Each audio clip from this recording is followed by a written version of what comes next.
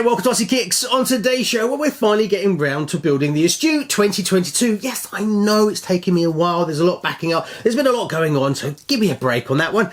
But if you've been watching the show for a while, you know that I'm not a massive fan of the Super Avanti TD4.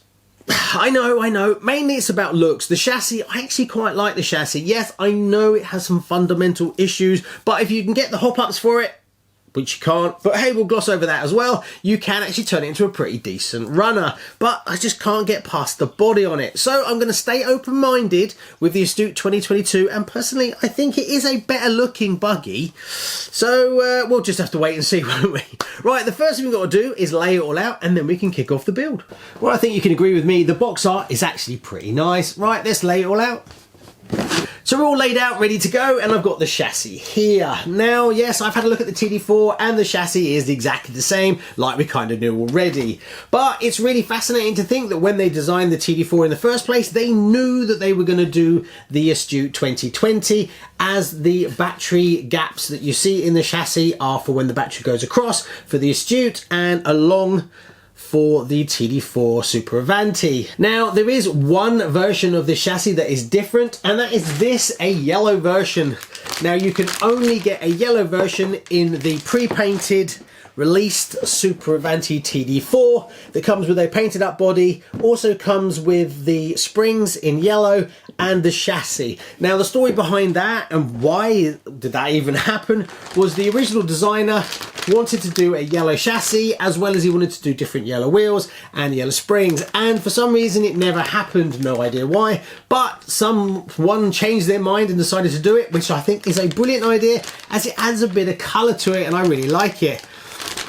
But you will not be able to get these individually, as Tamiya only made them for the kits. So unless you buy one from someone who's split a kit, which is going to be quite rare, but you probably get one or two available, you've got to buy the whole kit. But the kit kind of came afterwards. So most people that bought them bought the first one like I did and painted it up. Now the body painted one has arrived, but the orders that were placed, most of them weren't fulfilled. So it's a kit that's not that easy to get hold of. So if you want one, I would definitely grab one for the collection, as they're kind of gonna go before they've even arrived, if that makes any sense. And I can see them becoming very collectible, as it is something you cannot make yourself, and I can't see them doing them again. So grab one while you can. Right, that's enough waffle. Let's carry on page 4, number 1. So in this part of the build, we basically cover the whole back end of the car, including the diff. Now, the only real difference between the TD2 back end and the TD4 is only two little small pieces, and that's the M6, which is basically a little plug that goes over the prop shaft hole, and then you drop in an M5 on page 5, number 3. Apart from that, the whole rear of the car is pretty much identical. There was a few mistakes. Yes, I did make a few. Pretty simple, stupid stuff. So I'll cover them now so you don't do the same. In no particular order, page 4, step 1, the MA6 number 2. Now, believe it or not, when I fitted the motor plate, I actually left out the screw, and I only realised when I got to page 4, number 4. So I had to go back and remove quite a few MA5 screws to gain access. Yeah, it was a bit of a pain. Next silly mistake that I made was on page 9, step 13, the shocks. Believe it or not, the shocks for the front and rear are a different bore size. When you requested to pick up the V or the X tree, make sure you get the same one. When you look at them just at first glance, they look all the same, but they're not. They are actually marked differently. And last mistake, page 6, step 6, the MB9 10 times 13 times 0.2 shims.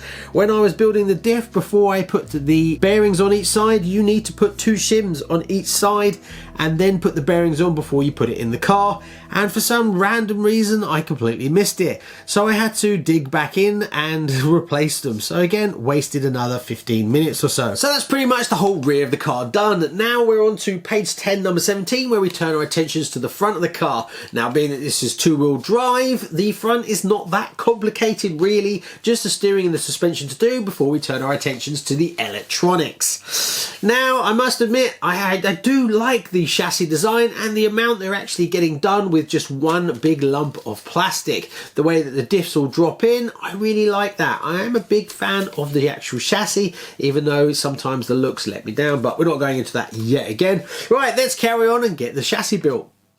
Right, just be careful when you fit the K3, as I put mine upside down. There's no big deal, you can change it afterwards without having to dig into the chassis, but it's just something to be mindful of. Believe it or not, it even comes with steering bearings. Yes, a lot of Tamiya kits might come with bearings, but normally they even leave out the steering bearings, so this is definitely a plus, as well as it has hex all round. The front design is extremely different compared to other Tamiyas, so if you've built quite a few kits over the years, you're probably going to enjoy this one as it is very different.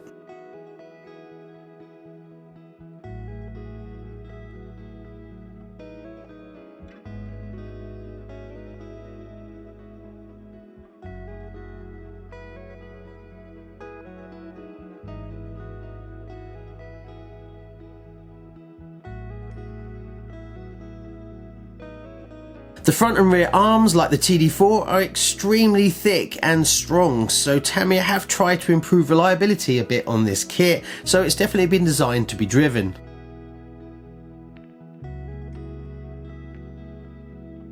I was really surprised that the front rims don't actually have bearings in them. All the bearings are actually located in the uprights. You just put the wheel on and then you add the nut straight away. There looks like there is room for a bearing, but it's not needed in this kit. Now, after spending some time with the chassis, I'm pretty sure you could modify the way the battery sits, and instead of having it across the back of the car, you could run it along the center of the chassis like the TD4. You'd have to move the servo over a little bit, but there's plenty of room, so I think with some small 3D printed parts, this could be possible. I must admit, I'm getting a little bit bored of these rims, but in black they do look quite snazzy.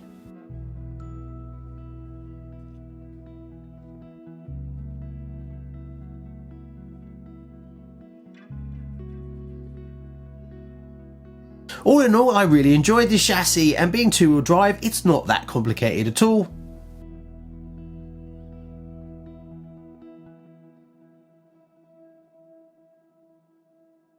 So I'm going to call the chassis finished for now. It's fully working, all the electronics are in, and it goes. Yes, it's only got a silver cam motor in it, but it'll do for now. It needs brushless, but I'll see. Maybe I'll put in a brushless system at a later date. Depends if it's going to end up going on the shelf as a shelf queen, or whether it's one that I actually prefer driving, and then it'd be worth putting more relevant electronics in it.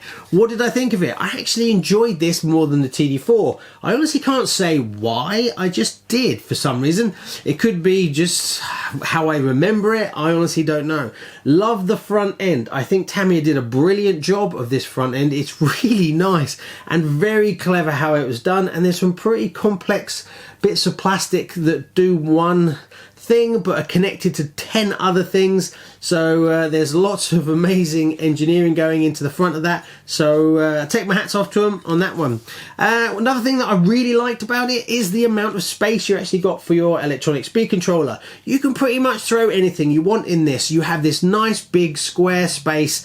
Height isn't going to be much of a problem for you either, so putting brushless in this is going to give you lots of options. I think you're going to have slightly more trouble trying to get the right size motor in, because it's pretty tucked in there, and I think that's more of a challenge versus the ESC.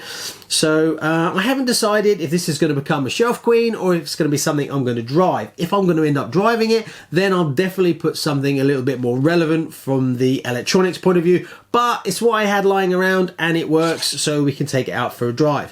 What have we got to do next? One other thing, the suspension straight out of the box. I was really happy with it. I think I don't know if I just got lucky, but sometimes you build kits and you have to faff around with the suspension to get it nice and smooth, but this one today seemed to come out really nice.